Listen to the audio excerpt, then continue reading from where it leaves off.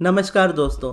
जब आप law of attraction में नए नए आते हो या लॉ ऑफ अट्रैक्शन को फॉलो करना स्टार्ट करते हो और बैक ऑफ द माइंड ये चल रहा होता है कि हमारी तो किस्मत खराब है, क्योंकि उसके एविडेंस आपके अराउंड होते हैं और इस किस्मत में आपका बिलीव स्ट्रांग होता है कि मेरी ये किस्मत ऑलरेडी खराब है, इसमें किस्मत में लिखा ही हुआ है ये चीज़ मिलेगी नहीं, या किस्मत में लिखा ही है स्ट्रगल रहेगा। तो ऐसे में लॉ ऑफ अट्रैक्शन कैसे काम करेगा, ये क्वेश्चन हमेशा आता है।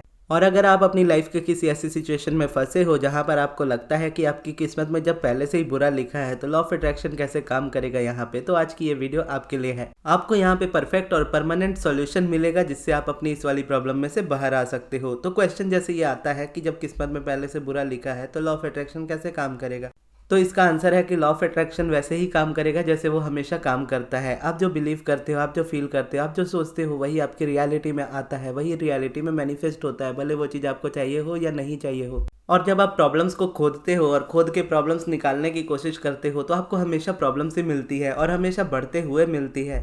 यूनिवर्स इस तरीके का है कि वो आपको एक बिलीफ में बांध के नहीं रखता। वो आपको बोलता है कि आप जैसा बिलीव रखते हो मैं आपको उस तरीके के सबूत दिखाऊंगा आपके जीवन में। तो जब आप ये बिलीव करने लगते हो कि आपकी किस्मत में बुरा लिखा है तो जो भी आपके माइंड के अकॉर्डिंग बुरी चीज़ें हैं वो आपके जीवन में आने लगती है और वो मैनिफेस्ट होने लगती है नेचुरली, जिससे आपका बिलीव और स्ट्रांग होता चला जाता है। और इस तरीके से कई बार सेंटेंसेस हो जाते हैं कि देखा, मैंने तो पहले ही बोला था कि मेरी किस्मत में ही बुरा लिखा है, इसीलिए हमेशा मेरे साथ बुरा ही होता है। अब यहाँ पर अगर आप देखोगे तो बुरा आपके साथ क्यों हो रहा है, क्योंकि लॉ ऑफ अट्रैक्शन अपना काम परफेक्ट तरीके से यहाँ पे कर रहा है। आपके बिलीफ के अकॉर्डिंग, आपकी सोच के अकॉर्डिंग, आपकी थिंकिंग के अकॉर्डिंग, आपकी फीलिंग के अकॉर्डिंग वही मिल रहा है जो आप बिलीव कर रहे हो, जो आप फील कर रहे हो, जो आप सोच रहे हो। और ये चीज़ बहुत लोगों के स्ट्रॉन्ग बिलीफ में आती है, यानी बचपन से ही उन्होंने सुना है कि किस्मत हमारी लिखी हुई होती है। आपकी शादी लिखी हुई है कि किसके साथ होनी है, आपका करियर लिखा हुआ है, आपकी पूरी लाइफ लिखी हुई है। और उसको एक तौर पे अगर आप एस्ट्रोलॉजी में देखो तो हम उसमें सॉल्यूशन ढूंढते हैं। अब कई बार फिर ये सवाल आता है क्या एस्ट्रोलॉजी सही नहीं है या एस्ट्रोलॉजी गलत है, तो इसको सही और गलत के तौर पे नहीं देखा जा सकता। जैसे मैं बाकी चीज़ों में कहता हूँ, सही गलत कुछ नहीं होता, अपने हिसाब से चीज़ें होती है कि हम जिस चीज़ पे बिलीव करते हैं वो चीज़ हमारी लाइफ की रियलिटी बनती है। अब जब आप ये मानते हो ना कि आपकी किस्मत में खराब है, आपकी किस्मत में खराब चीज़ें लिखी है, तो जब आप किसी एस्ट्रोलॉजर के पास जाओगे भी तो उसका बिलीफ आपको, यानी उसका सबूत आपको मिलेगा, जिसकी वजह से आपका बिलीफ और स्ट्रांग हो जाएगा कि हाँ सच में मेरी किस्मत खराब है, सच में मेरी एस्ट्रोलॉजी के चार्ट्स ये कहते हैं। जबकि वही एस्ट्रोलॉजी किसी न किसी को सॉल्यूशन भी देती है, तो किसी को प्रॉब्लम में भी फंसा देती है। तो इसको सही या गलत नहीं बोला जा सकता, किसी के लिए सही हो सकती है, किसी के लिए गलत हो सकती है। लेकिन इंपॉर्टेंट ये होता है कि आप किस माइंडसेट के साथ सामने वाले के पास जा रहे हो। जिस माइंडसेट के साथ जाओगे उसी तरह के आपको आंसर्स मिलेंगे। टैरो रीडिंग में भी सेम होता है, जिस वाइब्रेशन में आप होते हो आपके कार्ड्स उसके अपोजिट कभी नहीं निकलते। तो जो आप देखते हो ना टैरो रीडिंग अपने यूट्यूब चैनल्स पे भी, बहुत सारे यूट्यूब चैनल्स जो टैरो रीडिंग डालते हैं, तो उसमें टाइटल्स इस तरीके के होते हैं कि सामने वाले की फीलिंग्स, करेंट फीलिंग्स आपके लिए क्या है, सामने वाला इंसान आपसे शादी करेगा या नहीं, या सिर्फ वो आपको धोखा दे रहा है, या सिर्फ वो आपका टाइम खा रहा है। तो वहाँ पर जब आप उस वीडियो को देखो, उस वीडियो को देखने से पहले ना सबसे पहले अपनी वाइब्रेशन को देखो कि आपको क्या लगता है कि वो पर्सन आपके साथ किस तरीके का बिहेव कर रहा है। क्या आपको लगता है कि वो आपका टाइम वेस्ट कर रहा है या वो आपको धोखा दे रहा है? तो उसके बाद ओपन करके जब वीडियो देखोगे आपको आंसर वही मिलेगा। बेसिकली उसी तरीके की वीडियोस आपकी आंखों के सामने आएंगी जिस तरीके की वाइब्रेशन में आप होंगे। अगर आप इसमें शिफ्ट देखना चाहते हो तो अपनी वाइब्रेशन में शिफ्ट लाओ। 1 महीने तक कोई टैरो रीडिंग की वीडियो मत देखो, 1 महीने सिर्फ और सिर्फ मेडिटेशन करो और उसके बाद अगर जो वीडियो आपके सामने आ रही है टैरो रीडिंग वाली, उस वाली रीडिंग को आप देखो। आपको आंसर्स उस तरीके के मिलने स्टार्ट होंगे जिस तरीके के आप देखना चाहते हो। और यहाँ पर अगर आप देखोगे वही चीज़ अगर आप आज देख रहे हो या आज से 1 महीने के बाद देखोगे तो आज आपको जो आंसर्स मिलेंगे वो नेगेटिव होंगे। अगर आपके माइंड में बहुत ज़्यादा नेगेटिविटी है तो 1 महीने के बाद जब आप कंटिन्यू मेडिटेशन करने के बाद सेम टॉपिक पे वीडियो देखोगे आपको डिफरेंट आंसर मिलेगा। और डिफरेंट आंसर इसीलिए मिलेगा क्योंकि आपकी वाइब्रेशन डिफरेंट हो चुकी होगी उस वक्त तक। और ये एस्ट्रोलॉजी में सच हो सकता है कि आपकी किस्मत लिखी हुई आती है, लेकिन लॉ ऑफ अट्रैक्शन के हिसाब से देखो तो कभी भी आपकी किस्मत लिखी हुई नहीं आती है। एक ब्लैंक कैनवस की तरह आपको मिलती है लाइफ, जहाँ पर आप क्रिएटर हो, आप अपनी हिसाब से अपनी लाइफ को क्रिएट कर सकते हो। लेकिन ये चीज़ लोगों को एक्सेप्ट करना बहुत मुश्किल हो जाता है कि डिफरेंट चीज़ों के डिफरेंट मीनिंग्स हो जाते हैं। अब यहाँ पे फिर वही बात आती है कि सही और गलत वाली बात यहाँ पे नहीं है, आपके बिलीफ की बात है। अब जिन्होंने ये माना है कि उनकी किस्मत लिखी हुई है, ये मानना गलत नहीं है, लेकिन अगर वो ये मानते हैं ना कि उनकी किस्मत में से बुरा लिखा है तो ये प्रॉब्लम है। वहीं दूसरी तरफ ऐसे भी लोग हैं जो बोलेंगे कि हाँ मैं अपनी लाइफ का क्रिएटर हूँ, लेकिन मैं कभी अपनी लाइफ में वो क्रिएट नहीं कर पाता जो मुझे चाहिए होता है, मुझे हमेशा वही मिलता है जो मुझे नहीं चाहिए होता है। अब यहाँ पे भी देखोगे तो दो तरह के लोग आपको मिल जाएंगे, एक जो क्रिएटर अपने आप को मानते हैं लेकिन उनको लगता है कि वो अपने लाइफ में उस तरीके का क्रिएशन नहीं कर पाते जो वो चाहते हैं, और दूसरे वो जो जिनको पता है कि वो क्रिएटर है और वो उस तरीके की लाइफ क्रिएट करते हैं जिस तरीके की वो चाहते हैं। सेम अपोजिट, किसी ने किस्मत पे माना है, किसी को ये पता है या वो भी ये बिलीव रखते हैं कि हाँ किस्मत होती है या हम अच्छी किस्मत लिखवा के आते हैं बेसिकली। तो एक मानता है कि मेरी किस्मत अच्छी है, एक मानता है मेरी किस्मत बुरी है। तो जिसने जैसा माना उसको वैसा मिल गया। तो यहाँ पे चीज़ों को इस तरीके से जोड़ा जाता है, जब आपकी रियलिटी में जो चीज़ें हो रही होती है ना, वो आपकी रियलिटी में जब आप फोकस कर रहे होते हो, जब आप ऑब्जर्व कर रहे होते हो चीज़ों को कि चीज़ें कैसी है एज इट इज़। अब बहुत सारी जगह पे ये चीज़ सिखाई जाती है कि आपको चीज़ों को एज इट इज़ देखना चाहिए, कि जिस तरीके से चीज़ें हैं उस तरीके से देखना चाहिए, जबकि लॉ ऑफ अट्रैक्शन में देखोगे तो इसका अपोजिट है। अब्राहम हिक्स कहती है कि चीज़ों को कभी भी एज इट इज़ नहीं देखना चाहिए, क्योंकि रियलिटी नाम की कोई चीज़ नहीं होती। आप जिस नज़रिए से इस दुनिया को देखते हो उसी नज़रिए की दुनिया आपको दिखनी स्टार्ट हो जाती है, यानी आपकी रियलिटी वही बनती है जिस तरीके से आप इस दुनिया को देखोगे। तो अगर आप एज इट इज़ देखना चाहोगे इस दुनिया को तो आपको सही गलत में चीज़ें दिखेंगी। कुछ लोग आपको सही लगेंगे, कुछ लोग आपको गलत लगेंगे, और जो लोग आपको सही लगेंगे यूनिवर्स उनके सही होने के सबूत आपको देगा कि वो क्यों सही है, क्यों अच्छे हैं। वहीं जो बुरे आपको लगते हैं या जो आपको नेगेटिव लगते हैं या गलत लगते हैं, तो यूनिवर्स आपको उसका सबूत देगा कि वो क्यों गलत है, वो क्यों नेगेटिव है, क्यों उनके साथ आपको नहीं रहना चाहिए।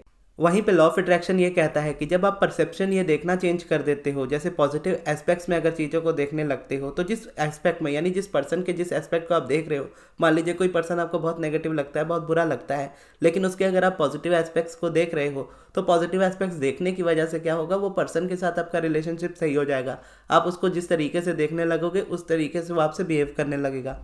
तो यहाँ पे अगर आप चीज़ों को देखोगे तो दोनों जगह पे टीचिंग्स डिफरेंट हो गई बहुत ज़्यादा। एक जगह पे आपको कहा जा रहा है आप एज इट इज़ देखो, एक जगह पे कहा जा रहा है एज इट इज़ बिल्कुल मत देखो। अब यहाँ पे माने किसको? अब्राहम ये कहते हैं कि मानो सिर्फ उसको जो आपको सर्व करे। यानी अगर चीज़ों को एज इट इज़ देख करके आपकी लाइफ में सारी चीज़ें अच्छी हो रही है तो अपने हिसाब से अपनी लाइफ को डिसाइड करो, क्योंकि यही तो फ्रीडम आपको यूनिवर्स देता है। लेकिन अगर आपको लगता है कि आप एज इट इज़ देख रहे हो और एज इट इज़ देखने की वजह से रियलिटी में वो चेंजेस बिल्कुल नहीं आ रहे, जो कि लॉ ऑफ अट्रैक्शन के हिसाब से कभी नहीं आ सकते जब तक आप करंट रियलिटी पे फोकस्ड हो कि ये चीज़ ऐसी है, मेरा पार्टनर मुझे चीट कर रहा है, या मेरा पार्टनर मुझे कमिटमेंट नहीं दे रहा है, या मेरी जॉब नहीं लग रही है, मेरे पास पैसा नहीं टिक रहा है, मेरी हेल्थ नहीं अच्छी हो रही है, मेरी लाइफ में ये प्रॉब्लम है, मेरी लाइफ में वो प्रॉब्लम है। अब यहाँ पर अगर आप देखो तो आपका फोकस कहाँ होता है? इस जगह पे फोकस होता है एज इट इज़ पे, फोकस होता है जो रियलिटी में हो रहा है उस चीज़ पे। तो वहाँ से निकल करके क्या आएगा, वहाँ से मैनिफेस्ट क्या होगा, वही होगा जो आप देख रहे हो, क्योंकि वही आपको रियलिटी लग रही है। यूनिवर्स का काम है उसको आपको सबूत में बदल देना। वहीं अगर आप उसमें अपना शिफ्ट लाओगे, आप बोलोगे कि नहीं चलो रियलिटी जैसे भी है, मुझे पॉजिटिव देखना है चीज़ों को, मुझे अपनी लाइफ में बेटर फील करना है, तो आप देखोगे जो एक्चुअल में नेगेटिव लोग हैं वो आपकी लाइफ में से निकल जाएंगे, और जिनको आप रखना चाहते हो उनमें से वो नेगेटिविटी निकल जाएगी, और आपके थ्रू यानी आपके थ्रू पहले वो नेगेटिविटी निकलेगी, फिर आप दोनों के बीच का जो रिलेशनशिप होता है वो बेटर हो जाता है। फिर चाहे वो रिलेशनशिप आपका किसी पर्सन के साथ है, आपका मनी के साथ है, आपका आपके करियर के साथ है, आपकी हेल्थ के साथ है, हर जगह पे आपको बेटर रिजल्ट्स मिलते हैं। और इस जगह पे जो एक्यूरेसी होती है ना, वो एक्यूरेसी हमेशा 100% होती है। जब मैंने अब्राहम को पढ़ना स्टार्ट किया था, खास करके money and the law of attraction book को, तो जब से मैं उनको पढ़ रहा हूँ ना, मैं बार बार उसी बुक को पढ़ना पसंद करता हूँ, क्योंकि उसमें इस बारे में बहुत ज़्यादा क्लैरिटी में बात की गई है। उस बुक का नाम तो है money and the law of attraction, लेकिन उस बुक में मनी के पर्सपेक्टिव से भी अगर आप देखो तो, हेल्थ के पर्सपेक्टिव से भी अगर आप देखो तो, और करियर के हिसाब से, यानी हेल्थ, मनी और करियर, इन तीनों चीज़ों के हिसाब से लाइफ को पूरी तरह से समझाया है कि कैसे हमारे माइंड में चल रही स्टोरीज, हम जो रिपीट कर रहे हैं हमारे माइंड में बार बार, वही हमारी रियलिटी बन रहा है, भले हमें पसंद आए या ना आए। तो इस तरीके से मैं बेसिकली जैसे अब्राहम के बारे में कह रहा था कि अब्राहम आपको क्या बोलते हैं कि आपको लाइफ में क्या चूज़ करना चाहिए। आपको वो चूज़ करना चाहिए जो आपके अकॉर्डिंग आपकी लाइफ को बना दे, क्योंकि दुनिया के हर एक इंसान का बेसिस यानी लाइफ का जो बेसिस होता है वो फ्रीडम होता है, और अल्टीमेट पर्पस जो किसी की लाइफ का होता है वो जॉय होता है, यानी इंजॉय करना, खुश रहना। तो आपको जिसमें खुशी मिलती है, जिससे आपकी मैनिफेस्टेशन पूरी होती है, आप उस चीज़ को मानो, और जिसमें आपको लगता है कि आपको नेगेटिविटी मिल रही है, जो आपको आपसे दूर कर रहा है, आपके इनर बीइंग से दूर कर रहा है, आपके अंदर नेगेटिविटी भर रहा है, उन चीज़ों से दूर हो जाओ।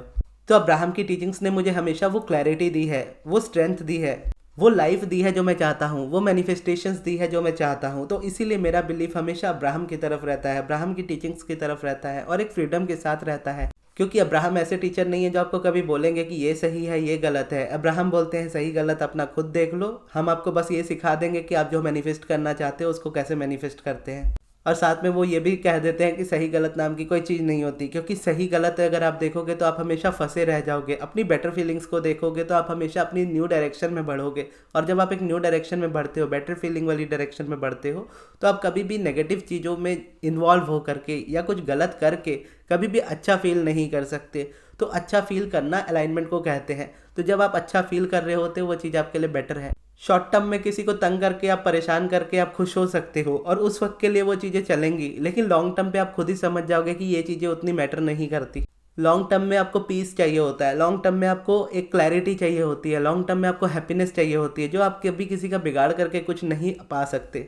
तो जब आप सही गलत होने से ज़्यादा खुश होने पे फोकस करते हो तो यूनिवर्स आपको डायरेक्ट करता है, और जब यूनिवर्स आपको डायरेक्शन देता है तो कभी आप गलत नहीं होते हो, आप हमेशा खुश होते हो। तो इसीलिए अब आपको ये डिसाइड करना है कि आपको किस बात पे मानना है। आपको ये मानना है कि आपकी किस्मत लिखी है ऑलरेडी और पहले से लिखी हुई है, तो आप मान सकते हो, कोई प्रॉब्लम नहीं है। लेकिन मानना ये है कि किस्मत अगर लिखी है लिखने वाले ने, तो उसको पता है कि किस्मत कैसे लिखी जाती है, तो उन्होंने जो भी लिखा होगा अच्छा ही लिखा होगा। इस तरीके से आप अपना बिलीफ रख सकते हो। लेकिन अगर आपको लगता है कि नहीं, मैं अपनी लाइफ का क्रिएटर खुद हूँ या अपनी लाइफ का क्रिएटर खुद बनना चाहता हूँ, तो आप ये मान सकते हो कि हाँ, मैं अपनी लाइफ का क्रिएटर हूँ और ब्लैंक कैनवस की तरह पे हम इस दुनिया में आए हैं। यूनिवर्स ने हमारी कभी किस्मत नहीं लिखी है, हमें ये चॉइस दी है कि हम कैसे अपनी किस्मत लिखना चाहते हैं। अब दोनों में से अगर आप देखोगे तो किस्मत में भी एक नेगेटिव एस्पेक्ट था, एक पॉजिटिव एस्पेक्ट था। नेगेटिव ये था कि बुरी किस्मत है, पॉजिटिव एस्पेक्ट ये था कि अच्छी किस्मत है। अब वहीं अगर आप यहाँ पर देखोगे तो क्रिएशन में भी एक नेगेटिव एस्पेक्ट ये है कि क्रिएशन तो है मेरे अंदर, लेकिन मुझे समझ नहीं आ रहा मैं कैसे क्रिएट करूँ। मैं जो क्रिएट करता हूँ उसका उल्टा ही मैनिफेस्ट होता है। वहीं रियलिटी एक राइट साइड में भी है, पॉजिटिव एस्पेक्ट्स भी है, जहाँ पर मैं अपनी लाइफ का क्रिएटर खुद हूँ, मैं अपनी लाइफ की सारी चीज़ें खुद क्रिएट कर सकता हूँ। बस मुझे इस वाले डायरेक्शन में सीखनी है चीज़ें, इस वाले डायरेक्शन में चीज़ों को करना है। तब एट द एंड अगर आप इसको समराइज़ करके देखो तो समराइज़ करने में भी आपको यही बात समझ में आएगी कि ना तो ये मानना बुरा है कि आपकी किस्मत है, ना तो ये मानना बुरा है कि आप क्रिएटर हो। लेकिन दोनों में दो दो साइड डिसाइड करते हैं, और उन दोनों में से एक एक आपको चूज़ कर लेने हैं अपने हिसाब से। जिसको चूज़ करोगे आपकी लाइफ की रियलिटी बनेगी। और अगर आप अपनी लाइफ में स्टक हो और आप निकल नहीं पा रहे किसी प्रॉब्लम में से, और उसमें अगर आप पर्सनल हेल्प चाहते हो, तो आप मुझसे पर्सनल सेशन ले सकते हो अपॉइंटमेंट, या फिर आप मुझसे अपना पर्सनल सब्लिमिनल बनवा सकते हो। उसके लिए आप मेरे मैनेजर अमृत को कांटेक्ट कीजिएगा उनके व्हाट्सएप नंबर पे, जो मैं आपको कमेंट बॉक्स में दे दूंगा। और कल ही मैंने एक वीडियो भी बनाई थी जिसका टाइटल था खुद को कैसे हील करें, क्योंकि कई बार आप लॉ ऑफ अट्रैक्शन में आते हो तो लगने लगता है कि हमें हीलिंग की ज़रूरत है। तो अगर आपको लगता है कि आपको हीलिंग की ज़रूरत है तो आपकी ये स्क्रीन पे वीडियो आ रही है, इस वीडियो को जरूर देखिएगा। इस वीडियो से आपको क्लैरिटी मिलेगी कि कैसे खुद को हील करें। और ये वीडियो आपको कैसी लगी कमेंट्स में जरूर बताइएगा। इस वीडियो को यहाँ तक देखने के लिए बहुत बहुत धन्यवाद।